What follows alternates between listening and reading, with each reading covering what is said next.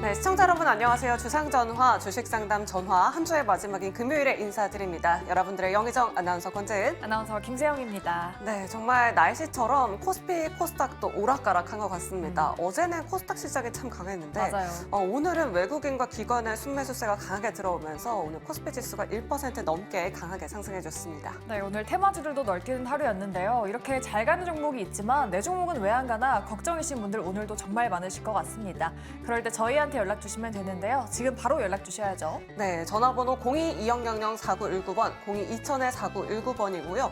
또 문자 메시지 샵 2034도 활짝 열려 있습니다. 고민되시는 종목명, 매수가 비중 보내주시면 세 분의 전문가가 아주 냉철한 상담 도와드리도록 하겠습니다. 네, 그리고 저희 여러분들의 포트폴리오도 상담 받아보고 있습니다. 내 종목 전반적으로 받고 싶다 하시는 분들은 아래 나가고 있는 문자 그리고 이메일로 보내주시면 되니까요. 여러분들의 많은 참여 부탁드립니다. 네, 그럼 주상전화, 주식상담 전화 지금 바로 출발합니다.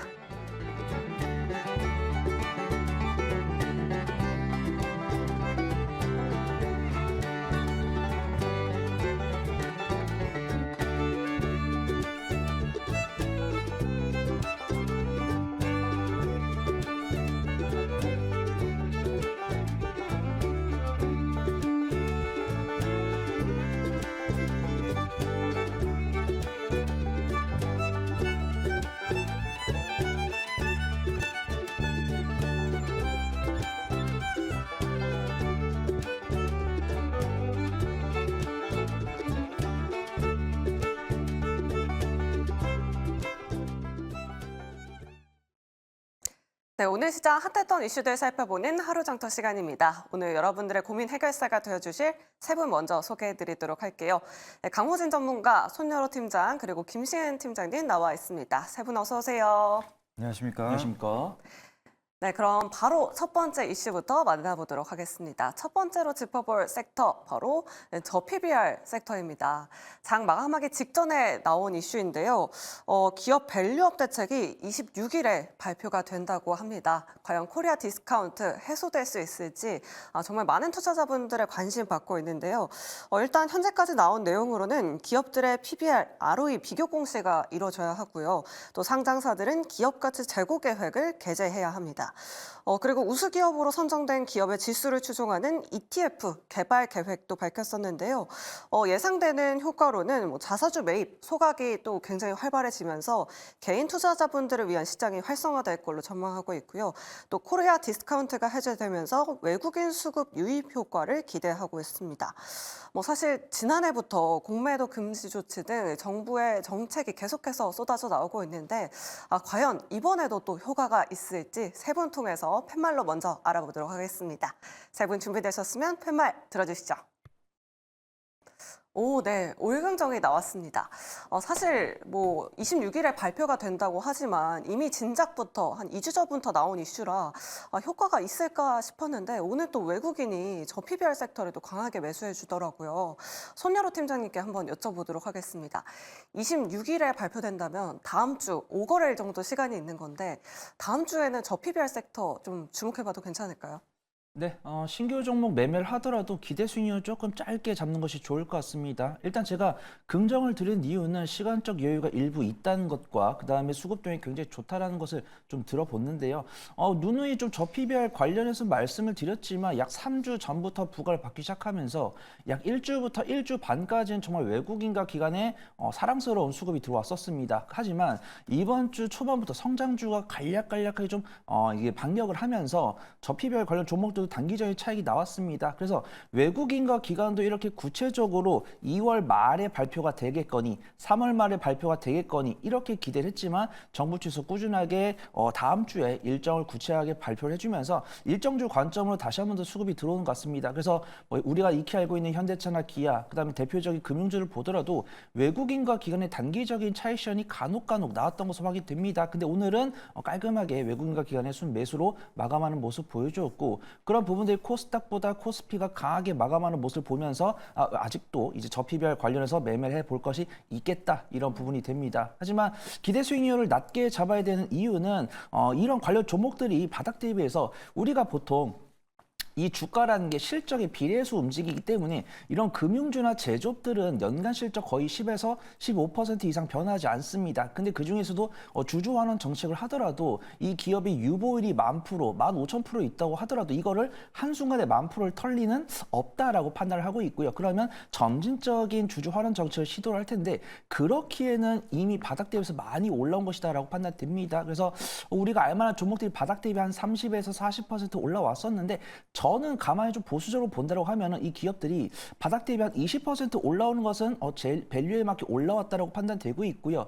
그 20%를 넘어가는 시점이었기 때문에 어떤 이제 익스파이어 데이트 그런 부분이 나오면서 단기적인 차익실이 나왔다고 판단됩니다. 하지만 어떤 구체화된 일정이 나오면서 수급이 변한 것은 긍정적으로 보이지만 일정이 그렇게 길진 않고 구체적인 내용이 나왔을 때는 단기적인 차익실이 나올 수 있기 때문에 좀 일정주 관점으로 짧게 보시는 게 안전하지 않을까 좀 말씀을 드려보도록 합니다. 네, 이번에는 다만 수익률을 좀 짧게 잡아보자라고 이렇게 말씀해 주셨고요. 강호진 전문가님께도 한번 여쭤보도록 할게요. 그동안 외국인들이 저PBR 관련주들을 정말 폭풍 순매수하면서 10거래 연속 순매수 행진 이어갔었는데 어제와 그저께 뭔가 외국인 수급이 조금 엇갈린다라는 느낌을 받았었거든요. 다음 주에도 이 외국인 수급이 계속해서 좀 들어올 수 있는 환경이 조성될 수 있을지에 대해서 어떻게 생각하실까요? 네, 이제 말씀하신 대로 이미 스케줄이 나와 있는 상태이기 때문에 그 기간까지는 수급이 계속적으로 들어오지 않을까라는 생각을 해봅니다. 그래서 최근에 지주사들이나 아니면은 금융주들이죠. 증권사라든지 보험주들이라든지 이런 종목들이 많이 올라왔는데 사실 단기적으로 조정이 좀 나오는 모습이 나타났었습니다. 그런데 오늘 이 이슈와 함께 외국인이 다시 한번 들어오게 되면서 LG라든지 삼성증권이라든지 아니면은 기타 은행주들이라든지 이런 종목들이 다 강하게 올라오는 모습들이 확인이 됐거든요. 그렇기 때문에 지금 고점을 돌파한 종목들도 또다시 나오고 있는 상황이라서 아마 그 시기, 이 발표 전까지는 좀 유효하지 않나라는 생각을 해봅니다. 그리고 최근에 코스피가 강했었던 이유는 아무래도 이 밸류업 프로젝트와 관련해서 외국인과 기관이 계속적으로 코스피에 순매수를 좀 보이게 되면서 지수를 이끌어 왔었습니다. 근데 오늘도 마찬가지라고 생각을 하거든요. 그래서 오늘 코스피와 코스닥의 온도차가 좀 있었다라고 생각을 하는데 그 온도가 다음 주까지는 그래도 충분히 이어질 거라고 좀 봅니다. 근데 손유로 팀장님과 같은 의견이긴 합니다. 그래서 이 이벤트가 종료가 되게 된다면 다시 한번 차익 실현이 나올 수가 있는 부분이기 때문에 우리는 그 부분을 좀 염두에 두고 봐야 된다라고 생각을 하고 그리고 하나를 좀 비교해보자면 지금 일본과 관련돼서 얘기가 많이 나오고 있는데 일본 같은 경우에는 강한 드라이브를 걸었던 적이 있습니다. 그래서 밸류업 프로젝트와 관련해서 이제 PBR 1배 미만인 기업들 같은 경우에는 상장 폐지까지도 얘기를 했었던 반면에 이제 국내 지금 우리나라 정부 같은 경우에는 그 정도까지는 아닙니다. 지금 개선을 시키겠다 아니면 권고사항 정도로 나오고 있는 상황이라서 지금 온도차가 굉장히 크다라고 볼 수가 있거든요. 그래서 확실하게 그런 드라이브를 걸어주는 정책이 아니라면 이 재료 같은 경우엔 이벤트 이후에 좀 소멸될 수 있는 부분이라고 어느 정도는 감안하고 보시는 게 맞을 것 같습니다. 네, 알겠습니다. 그럼 좁혀서 어떤 종목을 봐야 하는지도 한번 여쭤봐야 될 것 같아요. 김시은 팀장님께 한번 여쭤보도록 하겠습니다.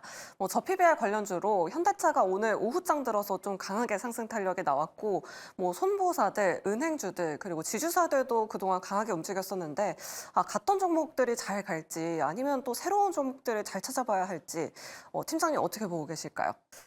관련했을 때 흐름을 조금 살펴보게 되면 저PBR 종목군들이 점점 변화가 되고 있다. 주가의 흐름이 강하게 변화하고 있습니다. 처음에는 저PBR 종목군들 전반적인 흐름이 보여줬다가 그 다음에는 실제로 주주 환원을 할지 안 할지 고민이 되는 종목군들 조금 더 주주 환원 정책을 펼칠 수 있는 금융주라든지 자동차 쪽으로 수급이 조금 더 집중이 되었다면 이번 주는 자동차 금융주 차익이 매물 나왔을 때 삼성물산이라는 종목은 여전히 견조한 상승세를 보였다. 우리는 그 이후에 조금 더 주목을 해봐야 합니다. 삼성물산에 물론 자사주 소각이라든지 굉장히 주주 환원 정책 굉장히 잘 해내고 있는데 여기에 행동주의 펀드가 붙었습니다. 행동주의 펀드가 붙게 되면서 배당에 대한 이야기가 계속적으로 나올 것으로 보여지고 있다 보니 관련했을 때 저PBR 정책에 대한 이야기가 구체적으로 나오더라도 3월 주총을 앞두고 행동주의 펀드의 움직임이 조금 더 격화가 될 가능성이 있다는 점, 특히 지금 여론이 아무래도 행동주의 펀드가 원래는 좀 불구경하듯이 좀 멀리서 바라봤다면 최근의 흐름은 행동주의 펀드가 들어가게 되면서 개입하게 되고 결국 주주의 이익으로 돌아온다라는 관점을 보게 돼서 여론도 좀 긍정적으로 흘러갈 가능성이 높다 보니 삼성물산이라는 종목을 추가적으로 계속 볼 필요가 있다. 오늘 좀 더 관심 있게 보고 있는 쪽도 금호석유라는 쪽인데 이 종목도 마찬가지로 저PBR 종목군이긴 하나 오늘 나왔던 내용이 행동주의 펀드가 붙었다는 점이에요.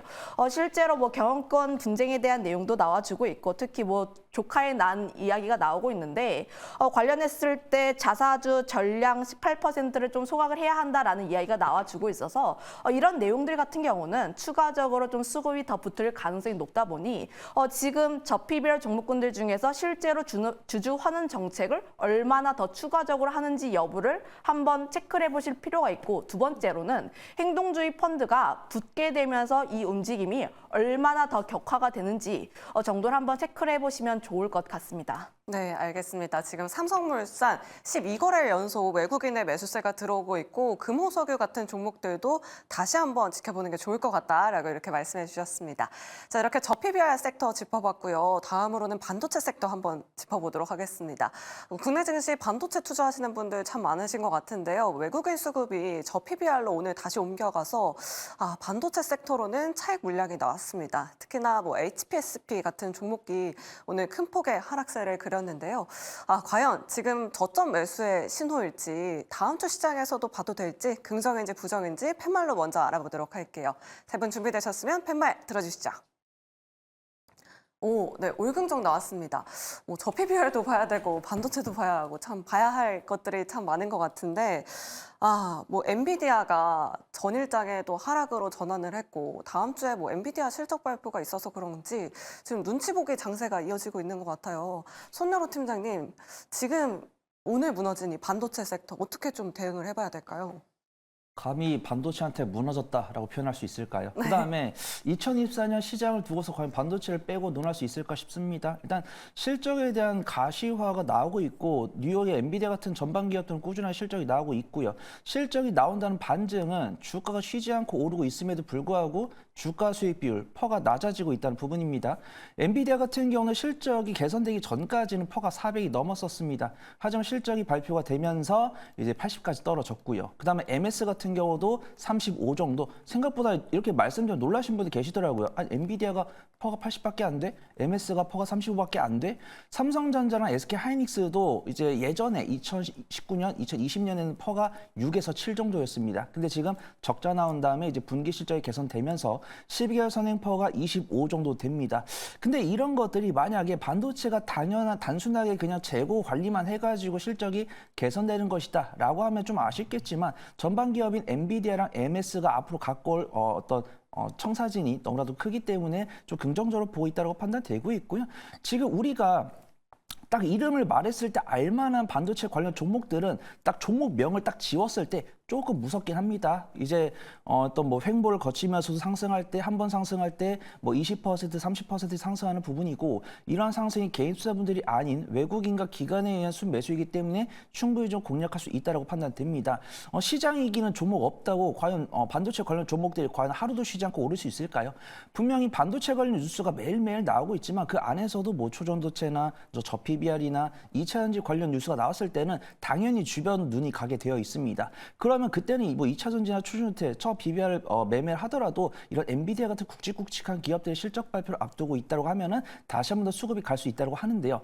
저는 엔비디아 실적 발표 때 이제 컨퍼런스 콜에서 나오는 가이던스가 좀 중요하다라고 판단됩니다. 과연 엔비디아가 이제 GPU를 만들어서 팔기 전에 보였던 자신감을 유지할까, 유지하지 못할까 그런 부분들 저는 걱정을 좀 하고 있거든요. 이제 엔비디아 같은 경우에 GPU 나왔을 때 GPU 가격이 400만 원, 500만 원이고 비전 프로가 나왔을 때 비전 프로가 470만 원이기 때문에 가슴에 손을 얹고 생각을 해봐야 됩니다. 내가 과연 저 가격을 주고 살 수 있을까? 일단 지금 사우디나 각국 정부 그다음에 우리가 알만한 IT 기업들은 상당히 많이 사갔습니다. 사우디도 앞으로 엔비디아가 생산하고 있는 GPU를 얼만큼 사겠다 공공연하게 이야기를 하고 있겠죠. 그러면 그들이 사고 나면 누가 살까요? 저는 누가 살지 쉽지 않을 것 같습니다. 워낙 비싸기 때문이죠. 그렇기 때문에 엔비디아가 실적 발표하고 컨퍼런스 콜 했을 때 그 가이드라인에 대한 투자분들의 투심을 보고 나서 공략을 해보는 게 좋을 것 같다고 판단되고 있고요. 우선 엔비디아 실적 발표가 다음 주니까 일단 다음 주에 신규 매수를 하기보다는 일단 실적 발표 보고서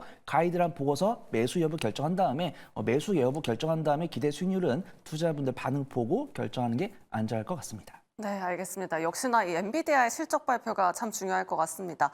그런데 오늘 또 새롭게 떠오르는 이슈가 있더라고요. 바로 액침 냉각 관련주입니다. 그동안 뭐 HBM부터 CXL, 온디바이스, 온센서 AI까지 정말 핫한 움직임 보여줬었는데 강호진 전문가님께 한번 여쭤보도록 할게요. 이 액침 냉각이란 무엇이고 또 관련주들 어떤 것들이 있을까요? 네, 액침 냉각이라고 하면 이름에서도 알 수 있다시피 액체에 담궈서 우리가 냉각을 하겠다라는 내용이라고 생각을 하시면 되는데 잘 아시겠지만 우리가 이제 AI로 인해서 이제 데이터가 많아지기 시작했죠. 그러면서 전력 소모량이 굉장히 커졌습니다. 그래서 그 얘기는 전력량이 많아졌다라는 얘기는 열을 많이 발산한다라고도 좀 볼 수가 있는데 아마 이 냉각을 위해서 뭐 송풍기를 뭐 몇 대를 돌리고 있다 이런 얘기도 많이 들어보셨을 거고 실제로 뭐 바다에 서버를 빠뜨린다든지 아니면 이제 우주로 쏘아 올린다든지 이런 얘기 많이 들어보셨을 거예요. 그런 게 이제 장소에 대한 문제도 있지만 이제 냉각에 대한 부분이 굉장히 중요시 되고 있다라고 생각을 하시면 되거든요. 그래서 바다나 우주 모두가 온도가 낮기 때문에 이제 그런 생각들을 하게 되는 건데 그만큼 냉각이 중요하다라고 볼 수가 있습니다. 근데 이 AI가 중요한 부분이 또 데이터를 빠르게 처리를 하는 게 중요한데 열이 발생을 하게 돼서 온도가 올라가게 되면 이 처리 속도가 느려지게 됩니다. 그래서 이 냉각이라는 부분이 꼭 필요한 부분인데 이제 그 송풍기를 놓는 것 대신에 이 액침 냉각이라는 것은 렉을 만들 때 이제 그 안에 서버 장비를 꽂게 되는데 그것을 이제 액체로 채워서 그 안에다 담근다라는 겁니다. 그래서 추가적으로 송풍기에 대한 전력이라든지 아니면 장소가 필요가 없기 때문에 이 장소나 전력 부분 모두를 잡을 수 있는 그런 기술이라고 생각을 하시면 될 것 같습니다. 그래서 제가 추가적으로 차트를 하나 좀 보여드릴 건데 이거는 해외에 이제 상장이 되어 있는 기업입니다. 그래서 여러분들이 들어보셨을지 모르겠는데 엔비디아도 어마어마한 폭풍 상승을 좀 보였죠. 그래서 엄청난 상승을 보였는데 이 슈퍼 마이크로 컴퓨터라는 종목도 있는데 이 종목의 주가를 한번 보세요. 이게 지금 주봉인데 어마어마한 상승을 보였거든요.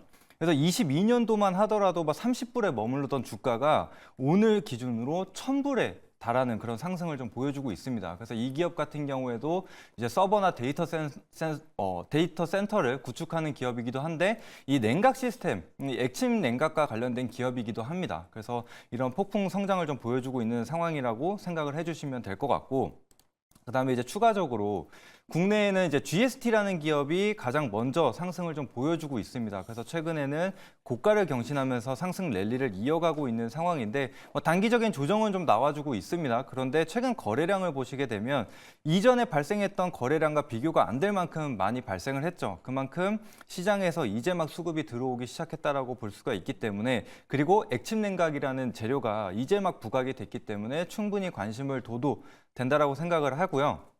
그다음에 이제 제가 보고 있는 게 이제 추가적으로 KN솔이라는 기업이 있습니다. 그래서 과거에 작년 7월 수준에 급한 상승을 좀 보였죠. 급상승을 좀 보였는데 이때는 뭐 클린룸과 관련돼서 부각을 많이 받았어요. 근데 이제 반도체 같은 경우에도 계속적으로 미세화가 되고 있다 보니 환경 문제, 그러니까 이 공정 환경에 대한 부분이 굉장히 민감해졌습니다. 그래서 먼지 한 톨, 그다음에 이제 온도, 습도 이런 거를 맞춰줘야 되는데 그런 장비들을 좀 개발하는 게 KN솔이기도 하고, 또 액침 냉각, 이 KN솔 공식 홈페이지를 들어가 보시면 이머전 그 쿨링 시스템이라는 게 있습니다. 그게 바로 이제 액침 냉각이라는 부분인데, 그래서 영상도 있으니까 한번 보시면 좋을 것 같아요. 공식 홈페이지 가셔서. 그래서 액침 냉각과 관련된 기술, 그 장비도 지금 실제로 개발해서 판매를 하고 있는 상황이라서 KN솔은 이런 환경 제어 장비뿐만이 아니라 액침 냉각 관련해서도 또 수혜를 볼 수 있는 기업이다라고 생각을 해주시면 될 것 같아요. 그래서 최근에 하락이 좀 컸죠. 그래서 상승폭을 다 반납하고 갭까지 메웠습니다. 그리고 나서 이제 막 반등이 다시 나오고 있는 상황이기 때문에 KN솔 또 같이 한번 보시면 될 것 같고요. 네, 그래서 이렇게 GST랑 K엔솔 두 종목 좀 안내를 드리도록 하겠습니다. 네, 지금 유튜브 채팅창에서도 데니린님께서 데이터 센터의 열처리 문제는 중요하지요 라고 이렇게 남겨주셨는데요. 액침 냉각, 새롭게 떠오르는 키워드이니만큼 계속해서 관심 있게 지켜보시면 좋을 것 같습니다. 자, 오늘 정규 시장은 마감했지만 현재 시간의 거래는 활발하게 이뤄지고 있습니다. 어떤 종목들 올라오고 있는지 시간의 특징주 지금 바로 만나보시죠. 네, 시간후의 특징주 살펴보도록 하겠습니다. 시간후에서는 테마주들이 조금 보이고 있는데요. 오늘 초전도체 테마가 급락이 나왔습니다. 서남이 오늘 하락했는데 장 마감 후에는 10%가 넘게 뛰기도 했습니다. 잠시 뒤에 전략 만들어 보도록 하고요. 덕성도 초전도체 테마로 묶이면서 오늘장 하락이 나왔습니다. 상한가 2번 기록한 이후에 오늘장 하락했는데 장 마감 후에는 역시나 상승세 그리고 있습니다. 그리고 오늘 원격 의료 테마주가 또 한 번 시세를 냈습니다. 이 빅5 병원의 전공의들이 의대 증원에 반발해서 집단 사직을 결정했다라는 이슈가 나왔고요. 이 비대면 진료 관련 기업들이 반사 이익을 받지 않을까 하는 기대감도 함께 나왔습니다. 유비케어, 비트컴퓨터 같은 종목들이 오늘장 2자릿수 넘게 급등세 연출했고요. 시간 외에서도 나란히 상승세 보여지고 있습니다. 이월드는 토스 IPO 상장 관련주입니다. 이 토스의 매각 입찰이 순항하고 있다라는 소식이 들려왔습니다. 오늘 강세로 마감을 했던 유비케어인데요. 윗꼬리를 조금 달긴 했습니다. 시간 외에서는 약세 그리고 있습니다. 마지막으로 신세계건설은 레저 사업을 매각한다라는 소식에 장중에 상승하고 장 마감 후에도 상승세 이어가고 있습니다. 자, 그럼 저희 원격의료 관련주부터 한번 짚어보도록 하겠습니다. 원격의료 유비케어는 손 팀장님께 한번 여쭤보도록 할게요. 이 원격의료 관련한 이슈가 주말 사이에 좀 해결이 되지 않으면 다음 주에도 뭔가 시세를 내주지 않을까 싶긴 한데 유비케어 다음 주에 좀 상승도 같이 나와줄 수 있을까요? 어떻게 보세요? 네, 과연 이번 이슈가 심각화될까 완화될까 이런 부분들은 이제 정부 정책 전문가 아니기 때문에 잘 모르겠습니다. 하지만 정말 극단적인 거죠. 이 전공의 분들이 사익서를 냈다는 사태는 아무것도 모르는 의료 쪽에 아무것도 모르는 제가 봤을 때는 좀 상당히 심각하다 이렇게 좀 판단이 들고 있고 지금 정권을 봤을 때는 조금 달래주는 쪽으로 나오지 않을까 그렇게 판단됩니다. 그러면 이번 섹터를 또 중장기적으로 끌고 가기보다는 좀 수급 동향이랑 주가 추이랑 분봉을 보면서 대응을 해 나가는 게 좀 안전할 것 같다. 그리고 좀 말씀드리고요. 일단 이 원격 의료나 이런 것들은 사실 오늘 처음 부각된 것은 아니다라고 판단됩니다. 의대 증원 뉴스도 나온 지 일주일 넘었는데 사실 이 원격 의료 관련 종목들이 재택근무와 연동이 되면서 정부 정책 수혜와 좀 연동이 됐던 아마 이력이 있습니다. 그래서 우리나라가 이제 어떤 저출산 문제를 해결하기 위해서 어떤 재택근무나 원격 의료를 지원하겠다. 이런 부분이 나왔을 때 사실 인성정보는 비트컴퓨터가 강하게 상승세를 보여주면서 이제 주목을 받았던 이력이 있고요. 그 중에서 저는 원격 의료나 재택근무 이런 것들을 물어보시면 인성정보나 비트컴퓨터나 이즈케어나 인피니트 헬스케어 이런 종목들을 말씀을 드렸었는데 유비케어가 안 보는 사이에 눈에 띄게 좀 실적이 안정적으로 나온 것 같습니다. 그래서 유비케어 같은 경우는 업무에 대한 연관성이 없느냐 그런 부분은 아니다라고 판단되고 있고요. 오늘 23.26% 상승한 다음에 시간에서는 약간 강보합권 움직이고 있는 것으로 지금 보니까 약보합권에서 움직이고 있네요. 그래서 일단은 시간에 동시효과에서도 강하게 움직였다고 하면은 다음 주 월요일에 좀 시초가로 공략을 해볼까 이렇게 긍정적으로 말씀을 드리겠지만 조금은 확인해 봐야 될 것 같다라고 판단됩니다. 그래서 일단 이미 강하게 부각된 것보다는 조금 그 뒤를 쫓을 수 있는 종목이 안전해 보인다라고 판단되는데요. 저는 개인적으로 만약에 매매 잘하시는 분들 그래도 오늘 유비케어가 외국인 순매수 들어왔으니까 다음 주 월요일에도 그렇게 쉽게 미끄러지진 않을 것 같다 그렇게 판단해 봅니다. 하지만 좀 매매 자신 없는 분들은 제가 언급해드렸던 이지케어텍이나 인피니트 헬스케어 이런 종목들이 시가총액 또 1,000억 원이 넘고 실적도 안정적으로 나오고 있기 때문에 상대적으로 덜 위험하지 않을까 좀 말씀을 드려보도록 하겠습니다. 다음 주에도 좀 추가적으로 시세가 더해질지 유비케어를 비롯한 원격의료 관련주들 주가 추이를 잘 눈여겨봐야겠습니다. 저희 다음으로는 초전도체 관련주 한번 보겠습니다. 이 종목 서남은 강호진 전문가님께 한번 여쭤볼게요. 이 초전도체 관련주들이 주가가 단기간에 정말 가파르게 급등했다가 오늘은 하락했거든요. 근데 시간외에서는 지금 서남이 7% 넘게 강세를 보이기도 했는데 이유가 뭔지 또 개인 매수가 오늘 좀 많이 들어왔던데 좀 괜찮은 걸까요? 어떻게 봐야 할까요? 네, 이제 솔직히 말씀드리면 초전도체 이거 예측할 수 있는 분이 누가 있을까라는 생각을 좀 해봅니다. 그래서 지금은 사실 초전도체 지금 정말 수급으로만 움직이는 종목이기 때문에 아무도 알 수가 없고 지금 서남 같은 경우에는 이전에 뭐 상한가를 기록을 하면서 좀 부대장 역할을 했습니다. 대장 역할을 했던 게 차트를 보시면 이제 CCS라는 기업이거든요. 네. 근데 이제 상승폭이 워낙 크다 보니까 월요일에 거래 정지가 예정이 되어 있습니다. 그러다 보니까 CCS에 들어가지 못하는 수급들이 다른 종목으로 좀 분산이 된다라고 생각을 하시면 될 것 같아요. 그렇기 때문에 이제 선항으로 미리 좀 옮겨 타는 게 아닌가라는 생각이 좀 드는데, 일단은 뭐 초전도체 같은 경우에도 이제 스케줄 매매라고 볼 수가 있죠. 3월 4일에 이제 미국 물리학회에서 퀀텀 에너지 연구소에서 이제 결과 발표를 한다라는 얘기가 있었습니다. 그래서 그 전까지는 계속해서 초전도체 관련주들이 좀 움직이지 않을까라는 생각을 해보고, 지금 뭐 반도체 종목들이 일부 좀 조정이 나와주고 있죠. 그러면은 거기서 나온 수급이 갈 곳이 없습니다. 지금 2차 전지가